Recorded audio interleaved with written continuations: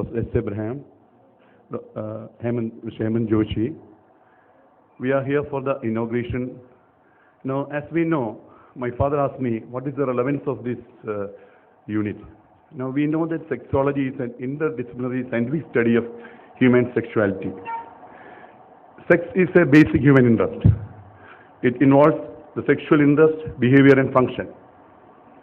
It does not involve the non-scientific study of sex, such as political analysis or social criticism.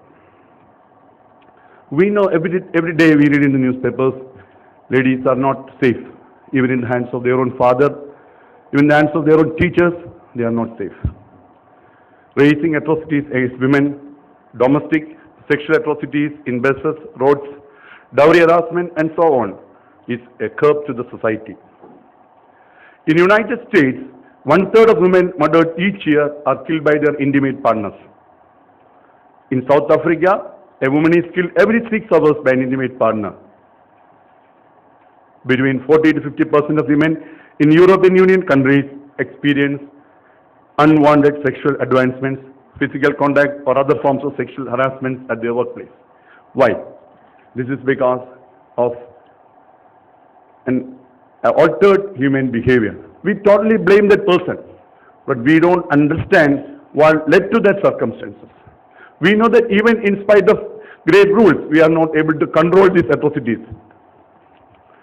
Now, we should understand that man is the master of his thoughts. He is the creator of his character. He is a creature of force, intelligence, love, and he is the master of his own thoughts. Why is this teacher behaving like this? Because he thinks this way. There is nobody show him the right path, that this is not the way to behave. We cannot blame him because he is having the influence of hormones in his body. But he has to be taught in such a way that he should control its thoughts so that it should be favorable to the society. Man can make or break himself. Man has the greatest capacity to destroy himself, and he can build the mansions of happiness, power and peace by the correct selection of his thoughts. How can you give him good thoughts? By giving him good advice. Once you get a proper knowledge only, then your thoughts will improve. That is what this sexology is aiming at. We should understand that one of the most powerful desire of every human being is sexual desire. And please hear to me, taken from its push. If you control the sexual energy in a properly channelized way, you will have imagination, you will have courage, you will have the power and persistence of creativity in such a way that you will be superior to any other human being. So you should channelize the sexual energy.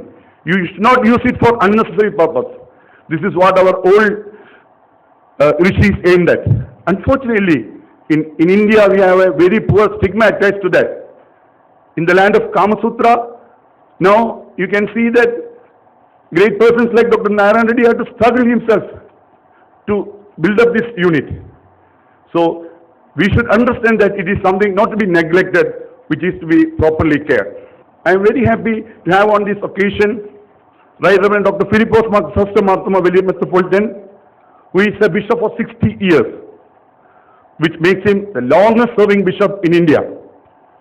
He is addressed as Chrysostom Tirumeni, and we all call him Velia Tirumeni. He is a bishop with a golden tongue. His name is Chrysostom. The chrysalis is a complete transformation that happened to a common person. You read any of his books, you can see that he was completely transformed. And his life bloomed as that of chrysanthemum, the golden flower, and golden tongue, and any profession for him is God's work. His role as a bishop is like a flower to spread fragrance and beauty. He was like a tree which provided shadow and shelter for many, including me. His eloquent speech, full of humor and points to ponder in. There are humors and there are great points to ponder in.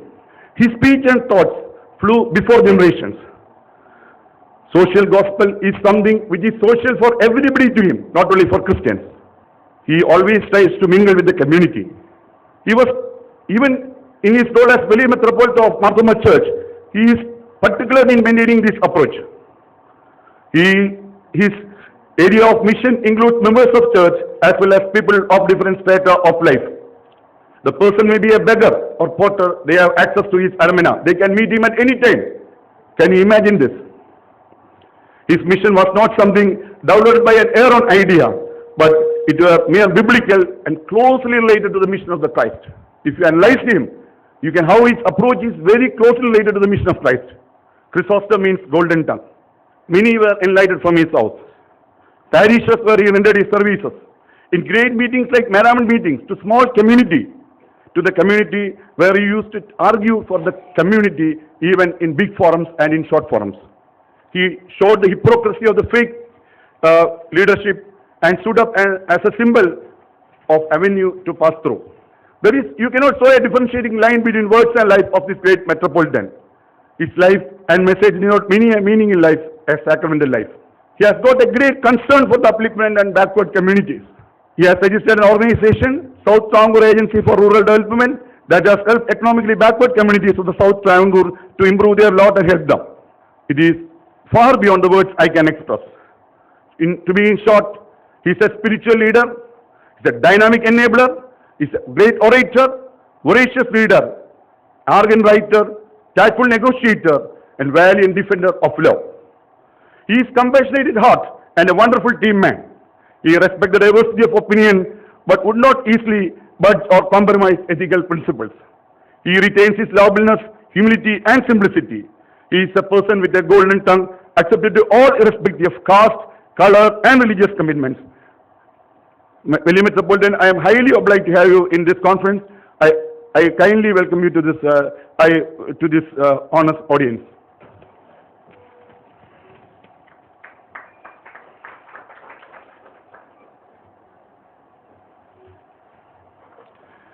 Dr. Narayan Reddy is a person whom I've got a great respect. I have seen him in many conferences, but it was only the last conference he passed a smile at me. I really owe it a lot. Dr. Narayan Reddy is a consultant in sexual medicine at Apollo Hospitals and Family Planning Association of India, Chennai. He is a fellow of the International Council of Sex Education and Parenthood. He is a fellow of the American College of Sexologists. He is also certified by the American Association of Sexual Educators, Counselors and Therapists. He completed his PhD from the University of Madras. He is an adjunct professor of sexual medicine at MGR Medical University and chairperson of the Council of Sex Education and Parenthood International. He has authored over 15 books on sexuality, such as The Science of Sex. He has received numerous honors and awards and is a recipient of the prestigious Lifetime Achievement Gold Medal Award by the World Association of Sexual Health. The land of Kama Sutra does not recognize a sexologist. No certified course was available at this time or now in any college of the country. This is the saddest even now. He is a renowned sexologist of India. He had to struggle to be a qualified sexologist. It shows that how the subject is ignored by the policy makers and educationalists. He is a person with a respected repute. Sir, I am very happy to introduce you to this audience. Thank you, sir.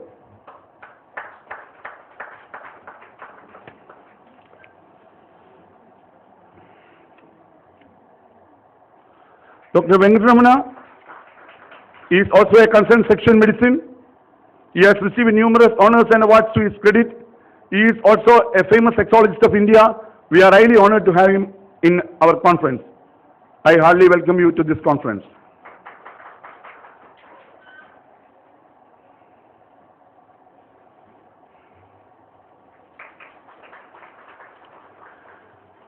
Mr. Hemant Joshi is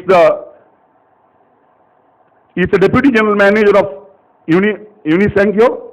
I really owe him a lot. He's a very dynamic person. He gives me real support in my work because I get communication to all the important faculties because of him. He's a dynamic person. I told him about the need of such a meeting in Kerala because you can see that the rising sexual atrocities, even the doctors don't know how to manage this case. Once a problem of sexology comes, they write they prescribe a tablet. Once it is not working, they give a passing smile. And it's a great blow to the men. So it is he who helped me to organize this conference to a great extent. I really owe him. I really and heartily welcome him to this conference.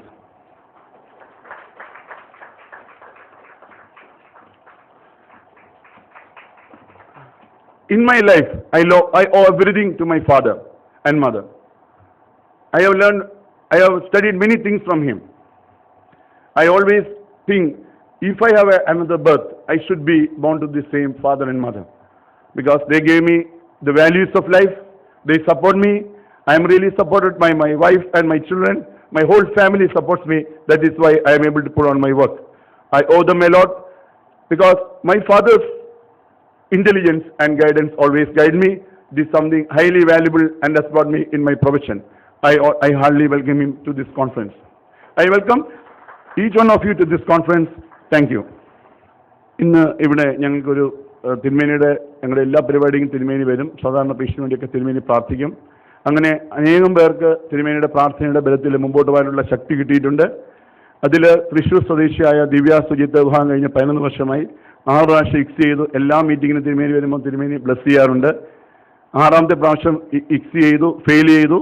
7ാമത്തെ തവണ ഇക്സ് ചെയ്തു, pregnancy കിട്ടി, 30 weeks ആയിട്ടുണ്ട്. അനങ്ങ പോലും ചെയ്യാത്ത പേഷ്യൻ്റാണ്. ഞങ്ങളോട് request ചെയ്തു എനിക്ക് തിരുമേനിയെ കാണണമെന്ന്. തിരുമേനിയെ കാണാൻ വന്നിട്ടുണ്ട്. തിരുമേനി ആ പേഷ്യൻ്റ് റിക്വസ്റ്റ് ആയതുകൊണ്ടാണ് ഈ ഒരു മീറ്റിങ്ങിൽ ഇങ്ങനെ ചെയ്യേണ്ടി വന്നത്.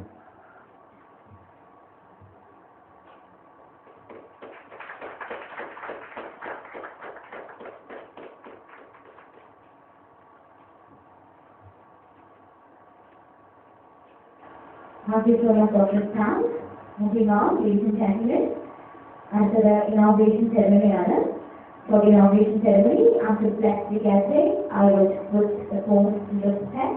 Then we welcome most reverend Dr. Srikul Christopher, Abraham's Advanced Infertility Center, the Sexual Research and Healthcare University, Most Reverend Dr. Philip Marcus. Revered doctors, the medical people who are making people happy and making people human, and all of it associated with this organization. I greet you all in the name of a society of which we all are part. Yesterday was the great festival of Sabrimala. And do you know Sabrimala festival, what it is? At Pandalam there was a Raja. He had no child. He was very sorry. He thought his future it will be obliterated. And he prayed to God. People, when they are in distress, they pray to God and go to doctors. God answered him. You know, in all religions, people have come to a state where they have no children, or most of the kings, and they don't know what to do. They offered prayers to God, offered many sacrifices, and God always answered them. Now, I would ask you a question. What, according to your understanding, is the greatest need of man? What would be your answer? I think if you ask the religious people, immediate answer would be God. But I am not prepared to concede that, though I am supposed to be a religious man. Because there never is a man without God. No man is human without God. And therefore, God is not man's need, because man already is in God and with God. Therefore, what man needs is man. Man's greatest need is man, because it is in the confrontation of man with man that you create a community. And man becomes human in community. Character, what do you mean by character? Why should you speak as truth? If I were the only person in the world, what is wrong in speaking a lie? I know it is a lie. If I were the only person, whom can I love? So, life becomes meaningful, rich, in being related to each other. So, community is the most important thing. This is what I learned. I have read a small book, it is called No Man is an Island.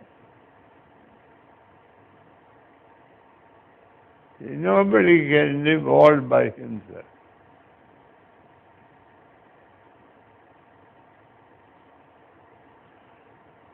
See, you are people who help people to have a family.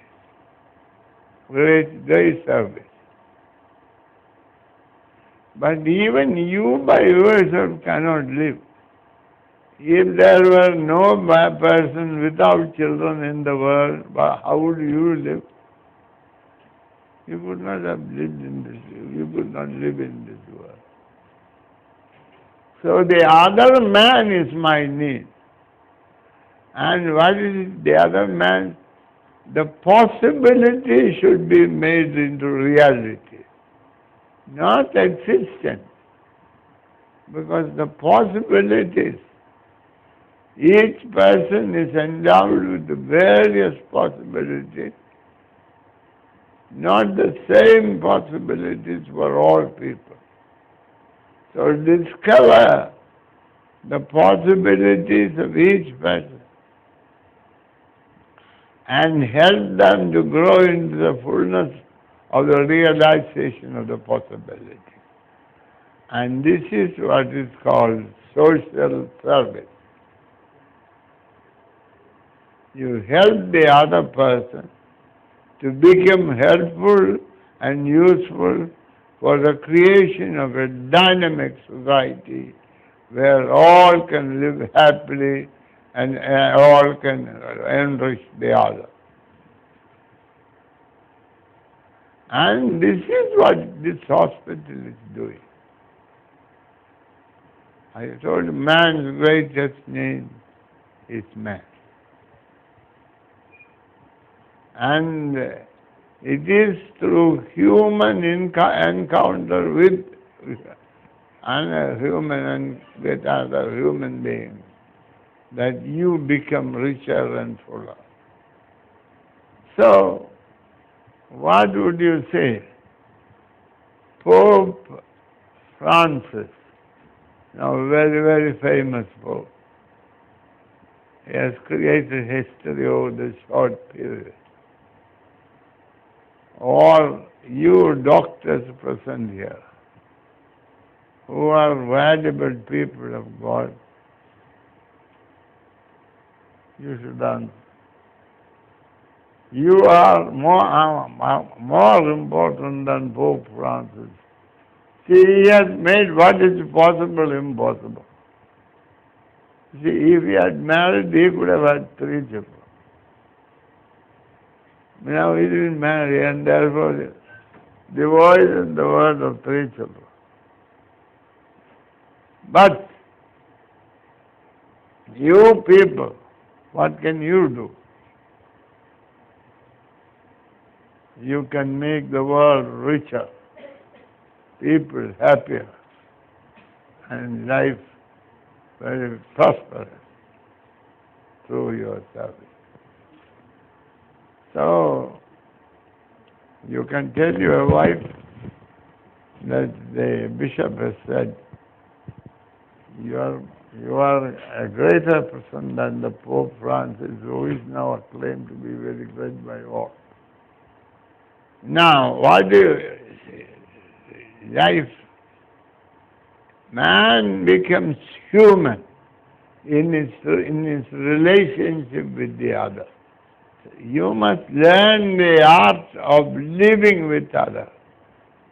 You know this Swamiji in Bangalore, Sri Ravi Sangha. His mission is, I understand this, your fertility clinic is very expensive. I was a cancer patient.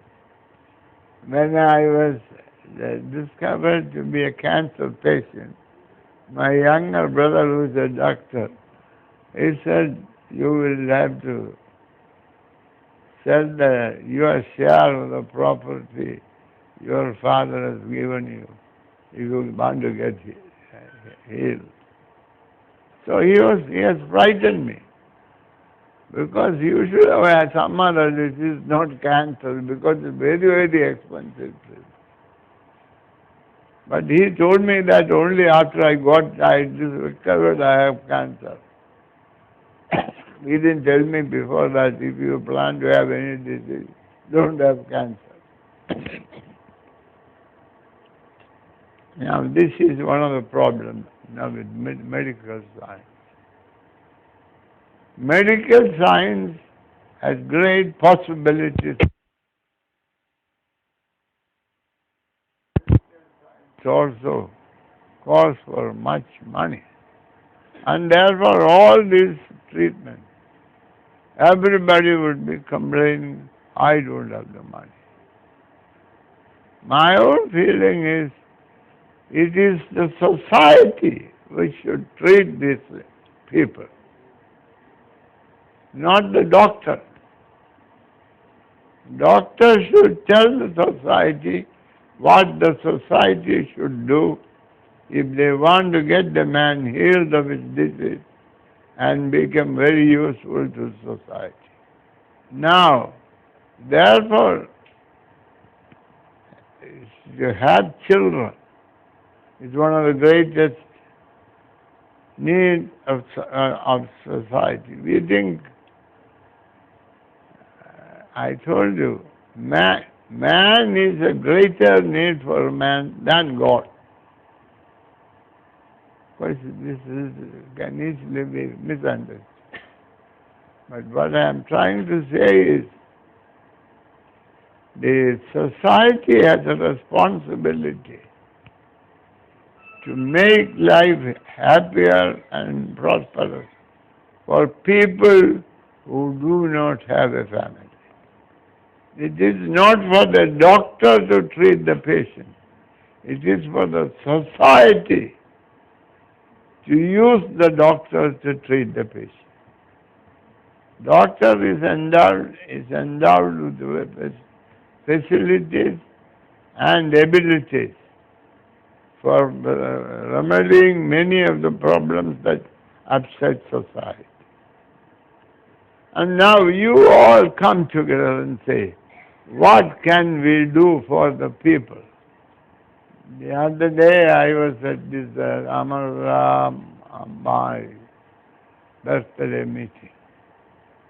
One of the things she said there was, she has now discovered, the Department of Science and Medicine, discovered a medicine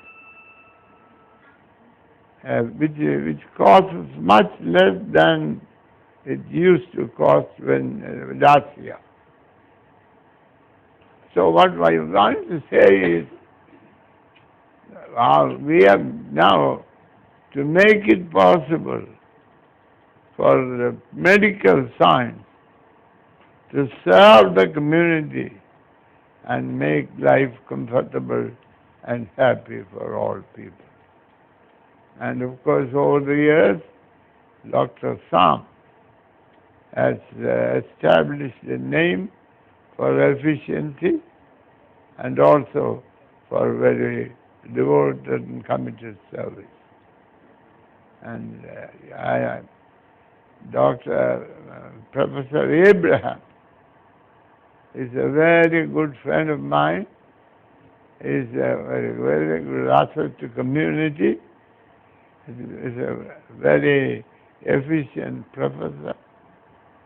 Of all, I have in him a good person as well. See, my friendship with him make my life quite happy without children. Though his son seems to think without children you cannot live. But the father makes me believe that you can be quite happy without children. Because he has been so good to me, both as a friend and also as a member of my church. When I was the metropolitan of the church, he was on the executive committee, and I have found in him a very, very good friend, and useful advice.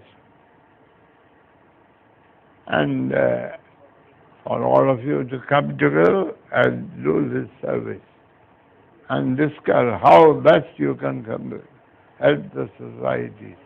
It's a great service. That is why today is Sunday. We have already agreed to go to a service at 8:30. But when Dr. Abraham came and told me there is this one, because of my the great value I see in this service of fertility for men, and in the good way in which they are running it, I have told the people I will join you a bit late, and I have also helped them to have alternate arrangements for the service.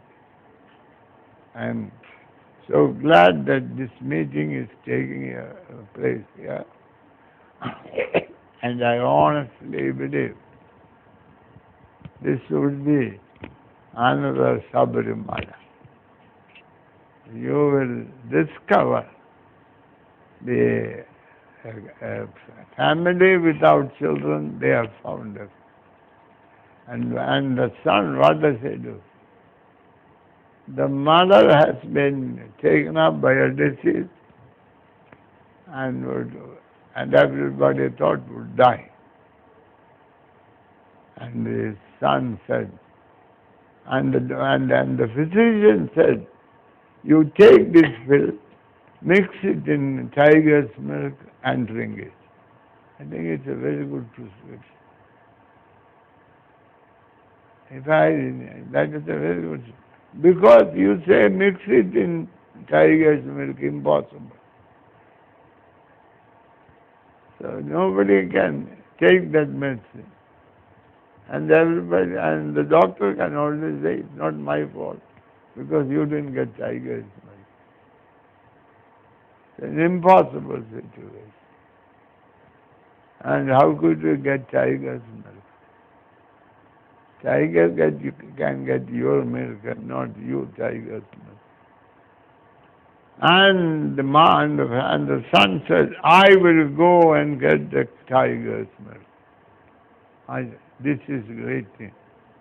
Says, for the sake of my mother's life, I will risk my life. Last week I was in Meadow for treatment. I went to visit that young boy who was beaten by his parents, and both his ankles and feet were all broken. I can't think of a father or mother doing that, but it happens today. But now what is this hospital, all you people doing? You are helping people to find joy in being parents and children to others.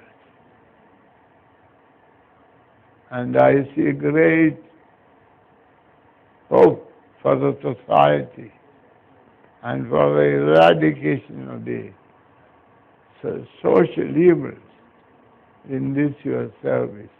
May God use you, bless you, and make you have a great blessing for a very happy society.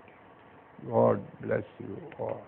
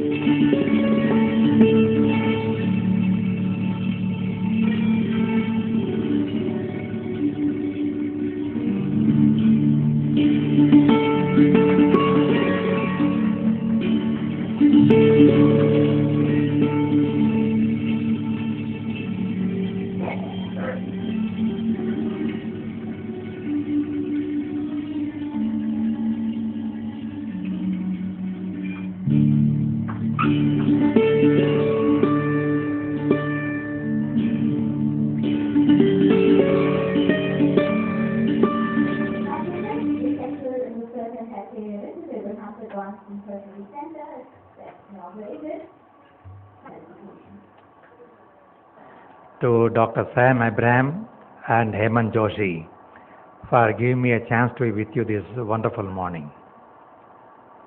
I bring fraternal greetings from two prestigious organizations, namely the Council of Sex Education and Parenthood International and the South Asian Society for Sexual Medicine.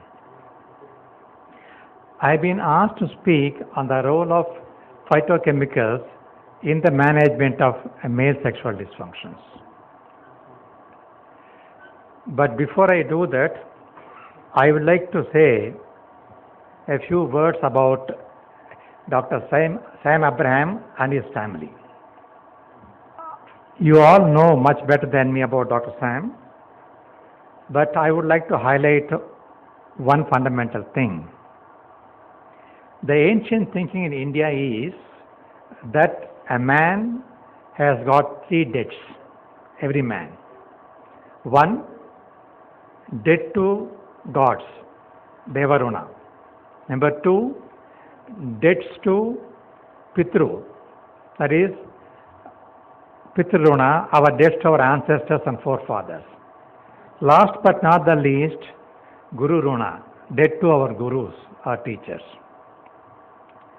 I am sure Dr. Sam and his family has fulfilled the first one much earlier by the blessings of Reverend Father and their one spiritual thinking and social service. When they founded this Advanced Infertility Center, they are also fulfilling the second debt, namely Pitruna, because it was believed that by begetting a progeny, a man, a householder, is fulfilling his obligation to his forefathers to keep the lineage going. By helping others to beget children, Dr. Abraham has rightfully fulfilled that obligation. And finally, what is a debt to our teachers? The teachers gave us some knowledge, and this knowledge has been propagated and to be passed on to the next generation. And that's what Dr. Sam Abraham is doing today by conducting this continuing medical education. So the collective knowledge here is spread to others in this area and thereby help thousands and lakhs of people with the blessings of Reverend Father. Now, Dr. Abraham in his inaugural address, he very clearly said that there are a lot of domestic violence, a lot of unhappiness in the field of sexuality. The answer was given by Reverend Father. Many times I have been asked, why did you choose this subject? Why sexology? When India's population is burgeoning and we have overpopulation of 1.3 billion. Why a subject, why a conference on sexuality? The answer is very, very simple. Reverend Father very clearly said, a man must become human. Without humanity, man is nil or zero.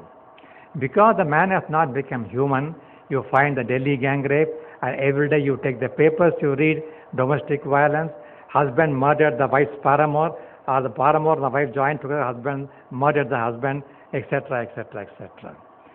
So if you have to have a healthy society, you must have a healthy family, and healthy family will come only when there is a healthy sexuality.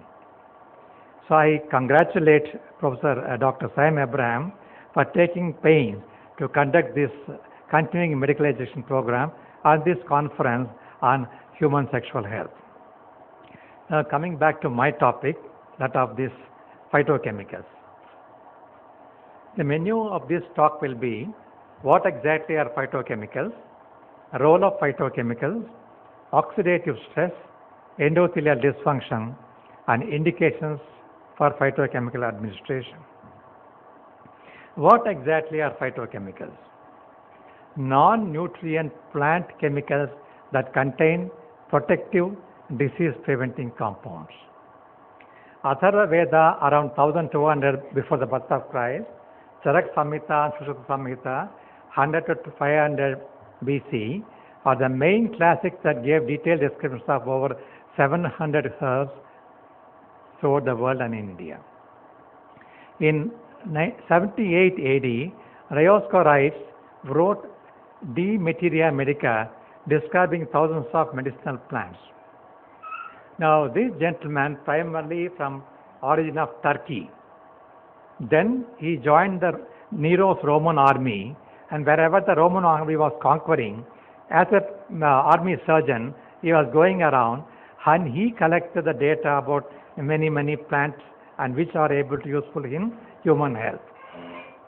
This treatise included descriptions of treatment modalities being followed religiously and ritually. I am very glad products used to sustain health till the end of the 19th century, when German chemist Friedrich Wöhler in 1828 attempting to prepare ammonium cyanide from silver cyanide and ammonium chloride, accidentally synthesized urea. It was the first accidental serendipity by God's grace. Something was achieved in a synthetic manner. Till that time, all the medical authorities in the world were dependent on plant chemicals. This was the first organic synthesis in medical and regular history and heralded the era of synthetic compounds. Some of the important phytochemicals. For lack of time, I am not going to the details of many plant chemicals, but few of them. You have the list here: Tribulus terrestris, Mucuna pruriens, Ginkgo biloba, and you have yohimbine. You have the Sanskrit name there, and which are the active ingredients in the right side. How do these phytochemicals work? Okay, doctor, fine, but how exactly they work?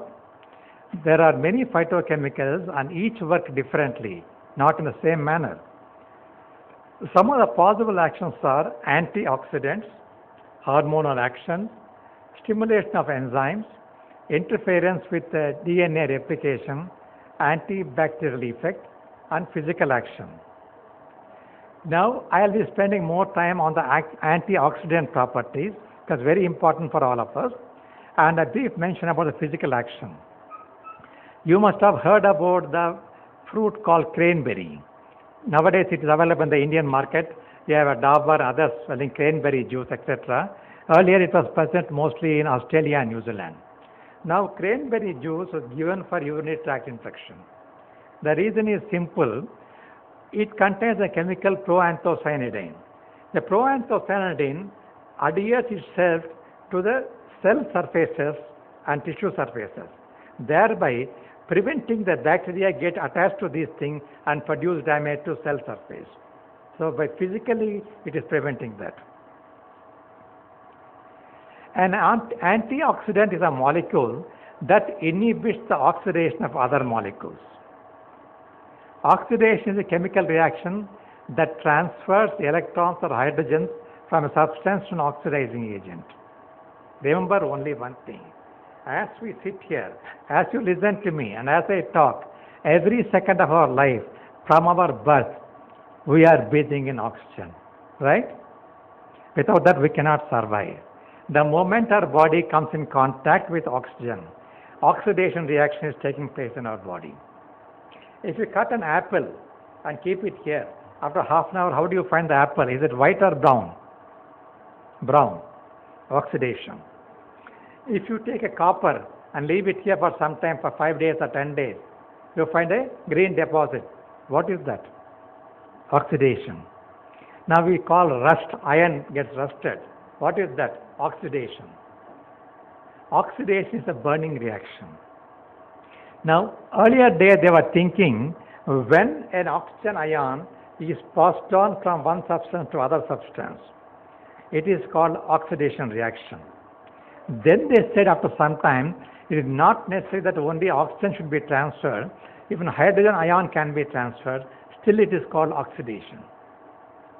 The day physical science has developed very much and we discovered the electrons, proton, neutrons and electrons, is that any transfer of any electron from one substance to other substance is an oxidation reaction. The agent which takes oxygen from other substance and takes here is called oxidizing agent.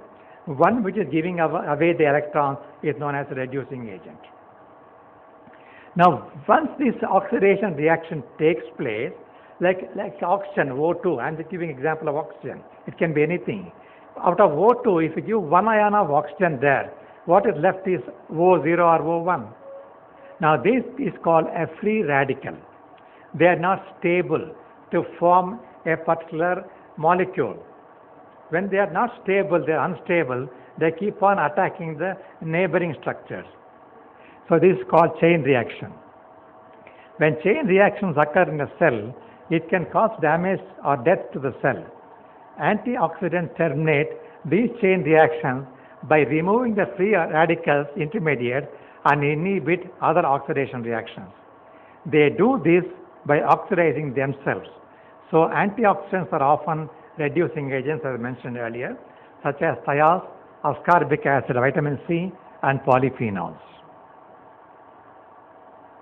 Now, you must have heard about the word oxidative stress. What exactly is oxidative stress? It is an imbalance between the systemic manifestation of reactive oxygen species and the biological system's ability to detoxify it. I told you that when oxygen ion is given, you have a single oxygen ion here which is unstable. Now this unstable single ion is known as reactive oxygen species because it cannot be quiet, it has to be reactive.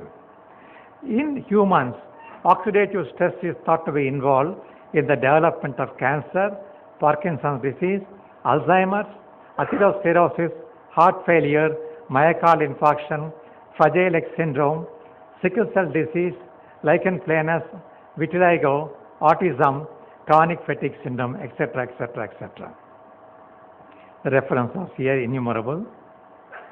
If you look at this slide, it captures where all oxidative stress can occur, how these structures or organs can be affected. As I mentioned earlier, reactive oxygen species are chemically reactive molecules. They contain oxygen. Examples are oxygen ions, peroxides. Reactive species form as a natural byproduct of the normal metabolism of oxygen and have important role in cell signaling and homeostasis. However, during times of environmental stress like ultraviolet radiation, heat exposure, etc., the levels can increase dramatically. This may result in significant damage to cell structures, cumulatively they are known as oxidative stress. Now the mechanism by which plant biochemicals provide defense against the reactive oxygen species mediated diseases are scavenging, reduction of peroxides and repair of peroxide membrane, utilization of dietary lipids. It's important. Lipids are also being monitored by this. Now, coming back to today, everybody talking about diabetes. They are saying that India is becoming the capital of diabetes, rightly or wrongly. But what is diabetes? How is it going to affect? Everybody is talking about endothelial dysfunction. Hyperglycemia triggers the generation of free radicals and oxidation. I mentioned exactly earlier what is a free radical. It is happening in the capillary endothelial cells. So with the end result, you have an endothelial dysfunction. It's a systemic pathological state of the endothelium and can be broadly defined as an imbalance between the vasodilating and vasoconstricting substances produced by or acting on the endothelium. In other words, the regulatory mechanism of the endothelium mediated vascular contraction relaxation is affected. Septic shock, hypertension, hypercholesterolemia, diabetes mellitus, environmental pollution, they all can result in endothelial dysfunction. Now, if there is endothelial dysfunction, as you know, L-arginine, the precursor of nitric oxide, is converted into nitric oxide by the action of endothelial nitric oxide synthase present in the endothelium space. Now, because of endothelial dysfunction, L-arginine is not available. You have only asymmetric dimethyl L-arginine. So what is happening? Nitric oxide is not produced. Similarly, there is an increase in reactive oxygen species. If you see this graph, any sexual arousal will trigger the release of nitric oxide by the conversion of L-arginine by enteric nitric oxide synthase into nitric oxide. It is this nitric oxide which stimulates the enzyme gynyrate cyclide to convert cavernosal GTP into cyclic GMP. It is the cyclic GMP which makes the cavernosal smooth muscle relaxation by allowing in more blood to come into cavernosal spaces and thereby allowing in erection to occur and maintain. Fortunately, unfortunately, in nature, there is a check and counter check. The moment cyclic GMP is produced in the system, the nature releases another transmitter known as phosphodiesterase type 5. Now that will metabolize quickly cyclic GMP into 5-GMP. Now When cyclic GMP is reduced into 5-GMP, the smooth bone relaxation is only short-lived. Again, it contracts. The erection is not long-lasting. Now, when we give tablets like sildenafil citrate, tadalafil, vardenafil, levodopa, anything, what they do is they block the action of PDE5. That is why they are called PDE5 inhibitors. When the PDE5 inhibitors are there, the cyclic GMP metabolization to 5-GMP is delayed. So, the more blood is pooling into the cavernosal spaces, and more time the blood is allowed to stay there. So, erection is better quality and better sustained. Now, what exactly is the role of oxygen on erection? What happens when the capillary blood vessels are not able to dilate? You do not have sufficient blood flow there. Why? Because oxygen is not properly available. What is the role of oxygen in erection? Low oxygen tension will result in transforming growth factor beta 1 to be activated. Transforming growth factor beta 1 is a protein belonging to the family of cytokines. Usually, they are released by the macrophages. The action of transforming growth factor beta 1 is anti-proliferative. Normally, any cancerous cells or anything has to develop or anything has to happen, grow. Now, they become proliferative. Now, transforming growth factor beta 1 is going to prevent that, anti-proliferative. When there is a low oxygen, that doesn't happen because this has been inhibited. So, we have collagen synthesis. And that happens, you have fibrosis spots occurring in the blood vessels. Oxygen tension regulates nitric oxide production and thereby penile erection. Low oxygen tension between 25 to 43 millimeters of mercury, you have only flaccid penis, decreased nitric oxide synthesis, inhibition of endothelium and neurogenic mechanism of relaxation, and vascular contractions. When there is a high oxygen tension, that is 100 millimeters of mercury, you have an erection. There is an increased nitric oxide synthesis, decreased endothelium formation, and relaxation. Now, let us come back to a molecule known as phytoandrogens. The Latin name of this plant is Tribulus terrestris. The common name is Goksura gokru. The active ingredient in this plant is what we call protodiostin. Protodiostin gets converted into dehydroepiandrosterone in the body. This results in increased serum DHEA, thereby increased sexual drive and increased erection.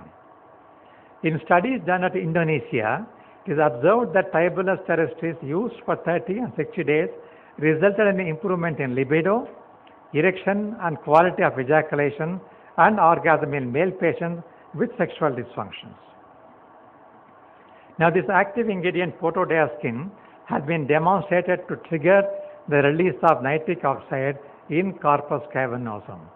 That means it indirectly is acting like a PDE5 inhibitor, Viagra, whatever it is. Protodiostin produces statistically significant increase in the levels of testosterone, DHD and DHEA in animal studies. This is, in a nutshell, the action of protodiostin. The next plant we can think is most important is Mucuna pruriens. The common name is Atmagupta kapikachu in Sanskrit. Now, is a popular Indian medicinal plant which has long been used in the traditional Ayurvedic Indian medicine for diseases including Parkinsonism.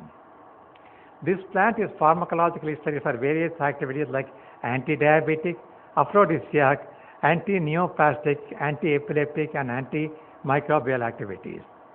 Now, primarily its action comes because of it containing an analog of L-DOPA and 5-HT, which is otherwise known as serotonin.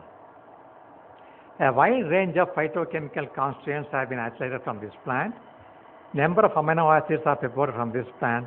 The plant is reported to have L-DOPA as major constituent mainly in seeds, and that is why its action is really prominent.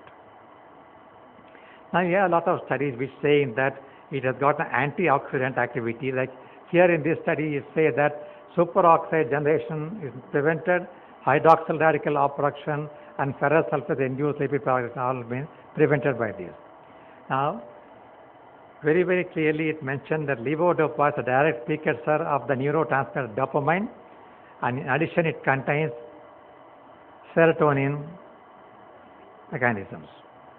Then you have this plant, Ginkgo biloba, common names are ginkgo, Ginkgo biloba, fossil tree, maidenhair tree, etc.